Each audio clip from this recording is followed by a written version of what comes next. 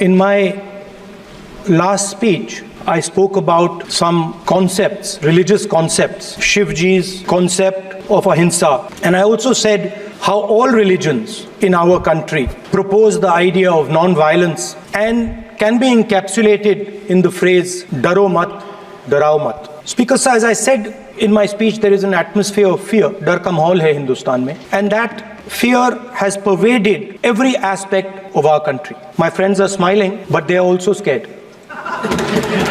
Sir, you see, the problem is, sir, in the BJP, only one man is allowed to dream to be Prime Minister. If the defense minister decides he wants to be Prime Minister, there's a big problem. There is fear. So this fear has been spread throughout the country, and the question I was asking myself was, why is this fear spreading so deeply? Why is it that my friends in the BJP are terrified, the ministers are terrified, the farmers of India are terrified, workers, youngsters? एक जवाब मैं propose करता हूं आज। हजारों साल पहले हरियाणा में कुरुक्षेत्र में एक युवा को, अभिमन्यु को, 6 लोगों ने चक्रव्यूह में मारा था। चक्रव्यूह का एक दूसरा नाम होता है पद्मव्यूह, मतलब लोटस फॉर्मेशन। तो जो चक्रव्यूह होता है स्पीकर सर, वो लोटस के शेप में होता है, कमल के फूल के शेप में होता है। 21वीं सदी में सर एक नया चक्रव्यूह तैयार हुआ है स्पीकर सर, वो भी लोटस की शेप में है सर, और उसका चिन्ह प्रधानमंत्री जी अपनी छाती पर लगा के चलते हैं। चक्रव्यूह में हजारों लोग होते हैं सर, मगर उसके बिल्कुल सेंटर में 6 लोग कंट्रोल करते हैं। तो जैसे उस टाइम 6 लोग कंट्रोल करते थे, वैसे आज भी 6 लोग कंट्रोल कर रहे हैं चक्रव्यूह को। नरेंद्र मोदी जी, अमित शाह जी, मोहन भगवत जी, अजीत दोवल जी, अंबानी और अदानी जी कंट्रोल कर रहे हैं। द चक्रव्यूह that has captured India has 3 forces behind it. First is the idea of monopoly capital, that 2 people should be allowed to own the entire Indian wealth. So one element of the Chakravhyuh is coming from the concentration of financial power. The second element is the institutions, the agencies, CBI, ED, Income Tax Department of this nation, and the third is the political executive. Speaker sir, these 3 together are at the heart of the Chakravhyuh, and they have devastated this country. Speaker sir, my expectation was that this budget would weaken the power of this Chakravhyuh, that this budget would help the farmers of this country, would help the youth of this country, would help the laborers, the small businesses of this country. But what I have seen is that this budget, the sole aim of this budget, इसकी जो नियत है, it is to strengthen the framework of big business, monopoly business, the framework of a political monopoly that destroys the democratic structure, and finally the framework of what one can call the deep state or the agencies. And the result of this has been, पहला काम इस चक्रव्यूह ने क्या किया, जो हिंदुस्तान को रोजगार देते हैं, स्मॉल एंड मीडियम बिजनेसेस हैं, जो करोड़ों युवाओं को रोजगार देते थे, उन पर इस चक्रव्यूह ने आक्रमण किया। कैसे किया? नोटबंदी, जीएसटी और टैक्स टेररिज्म। आप लोग आतंकवाद की बात करते हो, पूरे देश में अगर कोई भी व्यक्ति छोटा बिजनेस चलाता है तो रात को उसको फोन कॉल आता है इनकम टैक्स डिपार्टमेंट से, जीएसटी से, और टैक्स टेररिज्म का वो शिकार बनता है। इस टैक्स टेररिज्म को रोकने के लिए बजट में आपने कुछ नहीं किया है। तो टैक्स टेररिज्म के कारण, और ये जो आपकी नीतियां हैं, जो आपने कोविड के समय बड़े बिजनेसेस की मदद की और जो स्मॉल एंड मीडियम बिजनेसेस थे उनको खत्म किया, उसके कारण आज हिंदुस्तान के युवाओं को रोजगार नहीं मिल सकता है। एक युवा को रोजगार नहीं मिल सकता है। बजट में आपने इंटर्नशिप प्रोग्राम की बात करी, और ये शायद एक मजाक है, क्योंकि आपने कहा कि ये इंटर्नशिप प्रोग्राम सिर्फ हिंदुस्तान की 500 सबसे बड़ी कंपनियों में होगा, और 99% जो हमारे युवा हैं उनको इस इंटर्नशिप प्रोग्राम से कुछ लेना देना नहीं, कोई फायदा नहीं होने वाला है। तो आपने पहले टांग तोड़ दी और उसके ऊपर आप बैंडेड लगाने की कोशिश कर रहे हैं। मेन मुद्दा आज युवाओं का एग्जाम पेपर लीक है। जहां भी हम जाते हैं आपने बेरोजगारी का चक्रव्यूह बना दिया इनके लिए, और जहां भी हम जाते हैं वो कहते हैं देखिए बेरोजगारी है मगर पेपर लीक भी होता है। तो आपने एक साइड पेपर लीक चक्रव्यूह, दूसरी साइड बेरोजगारी चक्रव्यूह। पेपर लीक मैं आपको बताता हूं 10 साल में 70 बार हुआ है। अगर आप जानना चाहते हैं, 10 साल में 70 बार हुआ है। पेपर लीक के बारे में फाइनेंस मिनिस्टर ने बजट में एक शब्द नहीं कहा है। युवाओं के लिए पेपर लीक सबसे जरूरी मुद्दा है, उन्होंने एक शब्द नहीं कहा है पेपर लीक के बारे में। और उल्टा जो एजुकेशन बजट में पैसा देना चाहिए था वो आपने 20 साल में सबसे कम पैसा दिया है। 2.5% of budget is gone to education. दूसरी तरफ पहली बार सेना के जवानों को आपने अग्निवीर के चक्रव्यूह में फंसाया।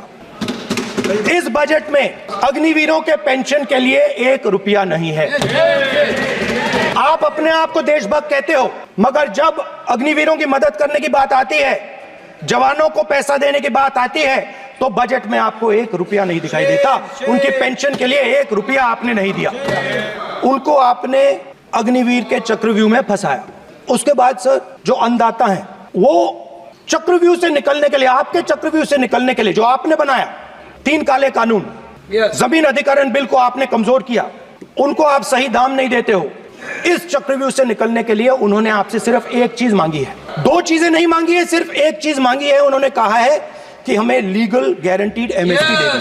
आपने उनको बॉर्डर पे बंद कर दिया, रोक दिया, आज तक रोड बंद है।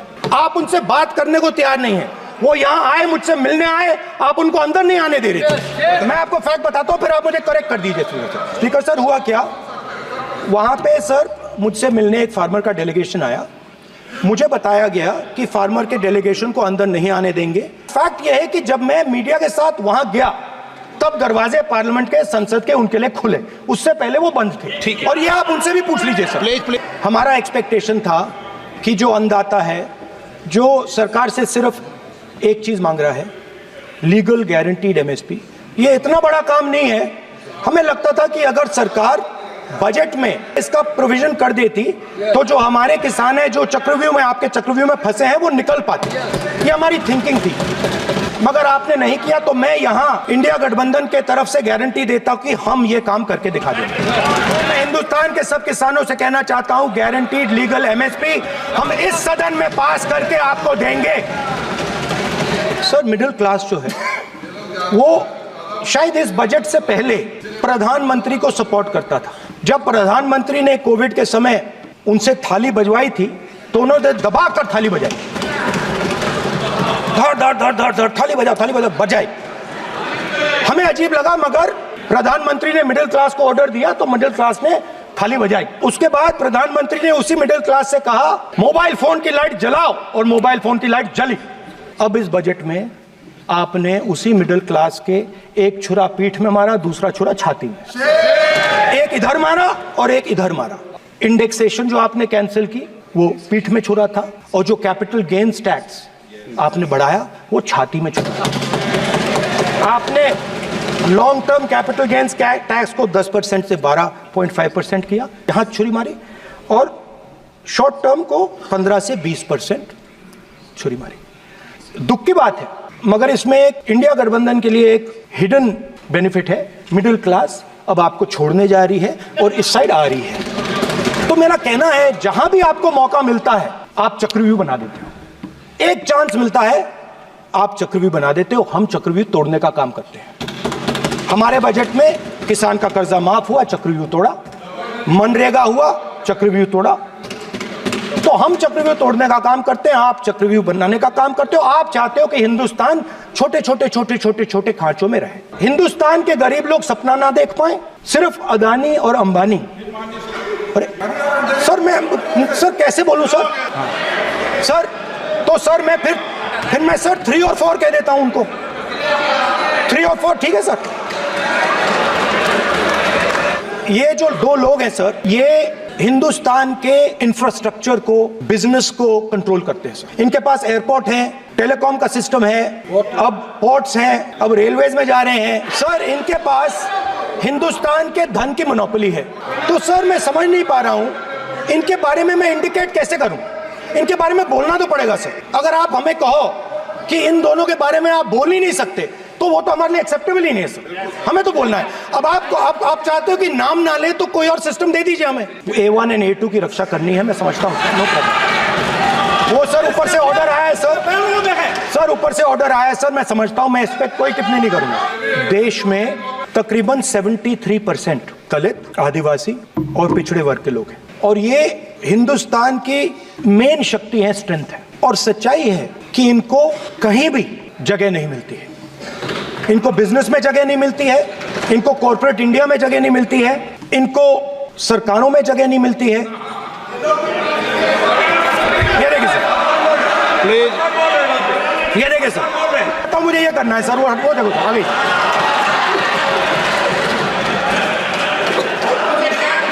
क्या डर रहे हैं सर फोटो से? शिव जी के फोटो से डरते हैं सर, इस फोटो से डरते हैं। अभी पोस्टर नहीं आने दूंगा, गलत तरीका है, नहीं आने देंगे, पोस्टर नहीं लगाने देंगे सदन में। सर ये जो बजट का जो हलवा है सर, ये बट रहा है। और इस फोटो में सर मुझे एक ओबीसी अफसर नहीं दिख रहा, एक आदिवासी अफसर नहीं दिख रहा, एक दलित अफसर नहीं दिख रहा है मुझे। ये हो क्या रहा है सर? सर देश का हलवा बट रहा है सर, और इसमें 73% का एक है ही नहीं सर। ये आप लोग हलवा खा रहे हो और बाकी देश को हलवा मिल ही नहीं रहा है। 20 अफसरों ने हिंदुस्तान का बजट तैयार किया है, मतलब हिंदुस्तान का जो हलवा है 20 लोगों ने बांटने का काम किया है। अब स्पीकर सर, उन 20 लोगों में से 90% लोगों में से 90% लोगों में से सिर्फ 2 हैं, एक माइनॉरिटी और एक ओबीसी। और इस फोटो में एक भी नहीं है, मतलब फोटो में आपने पीछे कर दिया, फोटो में तो आने नहीं दिया आपने, कोई नहीं आ सकता। और मैं चाहता था कि बजट में जाति जनगणना की बात उठे, जो पूरा देश चाहता है। 90% हिंदुस्तान जाति, 95% जाति जनगणना चाहता है। कौन चाहते हैं? दलित चाहते हैं, आदिवासी चाहते हैं, पिछड़ा वर्ग चाहता है, गरीब जनरल कास्ट के लोग चाहते हैं, माइनॉरिटी चाहते हैं, सब चाहते हैं, क्योंकि सब लोगों को यह पता लगाना है कि हमारी भागीदारी कितनी है, हमारी हिस्सेदारी कितनी है। मगर सर मैं देख रहा हूं सर, सरकार हलवा बांटती जाती है, और बांटता कौन है? वही 2-3% लोग, और बंटता किसको है? वही 2-3% लोग। और बाकी हिंदुस्तान, 90% हिंदुस्तान देख। फाइनेंस मिनिस्टर मुस्कुरा रही हैं, कमाल की बात है।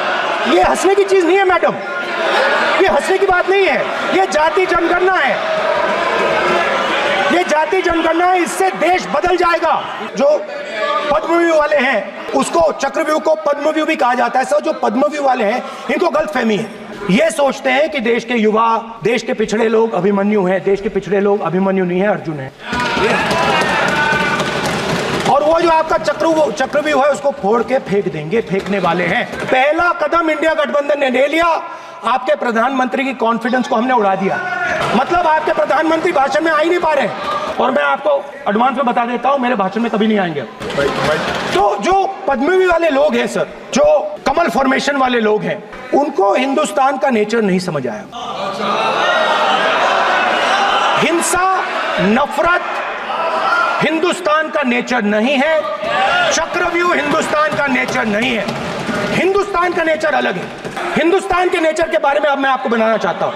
हर धर्म में चक्रव्यूह के खिलाफ फॉर्मेशन होता है, हर धर्म में। माननीय सदस्य, आप जानते हो हिंदू धर्म में चक्रव्यूह का ऑपोजिट क्या होता है, जानते हो आप चेयर को एड्रेस। मैं बताता हूं सर। शिव की बारात होती है सर, शिव की बारात में कोई भी आ सकता है, किसी भी धर्म का कोई भी व्यक्ति आ सकता है, बारात में आ सकता है, नाच सकता है, गा सकता है, अपना सपना देख सकता है। गुरु नानक जी, सिखों की बात करी जाए तो सेवा करने से किसी को नहीं रोका जा सकता है, लंगर से किसी को बाहर नहीं फेंका जा सकता है। सर इस्लाम में कोई भी मस्जिद में आ सकता है, चर्च में कोई भी घुस सकता है, संघा में कोई भी आ सकता है सर, मगर इनके चक्रव्यूह में सिर्फ 6 लोग हैं सर। तो ये लड़ाई शिव की बारात और चक्रव्यूह के बीच में है। हम चक्रव्यूह तोड़ने का काम करते हैं। मनरेगा, हरी क्रांति, आजादी, कॉन्स्टिट्यूशन, ये चक्रव्यूह को तोड़ने के काम है। इससे देश में खुशी आती है, डर मिटता है, कॉन्फिडेंस आती है। आप पद्मव्यूह चक्रव्यूह बनाने का काम करते हो। चक्रव्यूह शिव की बारात को हरा ही नहीं सकता है। आप अपने इतिहास को देखिए, आप अपने आप को हिंदू कहते हो, आप हिंदू कहते हो, आप हिंदू धर्म को समझते नहीं हो, आप चक्रव्यूह बनाने वाले लोग हो। तो अंत में मैं ये कहना चाहता हूं, कुछ महीने पहले सर, मैं जो आपने चक्रव्यूह, स्पीकर सर, जो चक्रव्यूह बनाए गए हैं, नहीं, कोई अपमान नहीं किया, मैंने कोई अपमान नहीं किया, मैं कर नहीं सकता कभी, जिंदगी भर मरने तक मैं अपमान नहीं कर सकता। क्या बात कर रहे हो आप, क्या बात कर रहे हो सर? तो आपने ये छोटे छोटे चक्रव्यूह बना रखे हैं, मैं इनको समझने की कोशिश करता हूं अपने छोटे से तरीके से। कुछ महीने पहले मैं 6-7 घंटे बढ़इयों के साथ काम किया। वहां विश्वकर्मा जी थे, उनसे मैंने एक सवाल पूछा। मैंने उनसे कहा कि आपको किस चीज से दुख होता है, किस चीज से आपको दर्द होता है? उन्होंने मुझे कहा राहुल, तो उन्होंने कहा राहुल, मैं ये टेबल बना रहा हूं, मगर राहुल जी कहा, राहुल जी अब कहा, वो मुझे अच्छा नहीं लगा, मगर कहा सच्चाई है। तो उसने कहा राहुल जी, मुझे दुख इस बात का होता है कि मैं ये टेबल बनाता हूं, मगर जिस शोरूम में ये टेबल रखी जाती है उस शोरूम में मैं अंदर जा ही नहीं सकता। कुछ ही दिन पहले सुल्तानपुर के रास्ते पे मैं एक भाई के साथ, मोची भाई के साथ बैठा, उससे मैंने ये सवाल पूछा, आपको दुख किस बात का होता है? कहता है राहुल जी, मेरा सम्मान सिर्फ मेरे पिता ने किया था और किसी ने नहीं किया। तो मेरा कहना है सर, ये जो आपने चक्रव्यूह बनाया है, इस चक्रव्यूह से करोड़ों लोगों को नुकसान हो रहा है, दर्द पहुंच रहा है, और हम इस चक्रव्यूह को तोड़ने जा रहे हैं। और तोड़ने का सबसे बड़ा तरीका जिससे आप लोग डरते हो, कांपते हो, वो है जाति जनगणना। और जैसे मैंने कहा था कि इंडिया गठबंधन गारंटीड लीगल एमएसपी इस सदन में पास करेगी, वैसे ही मैं कह रहा हूं, आपको अच्छा लगे ना लगे, जाति जनगणना इस हाउस में, इस सदन में पास करके हम आपको दिखाएंगे।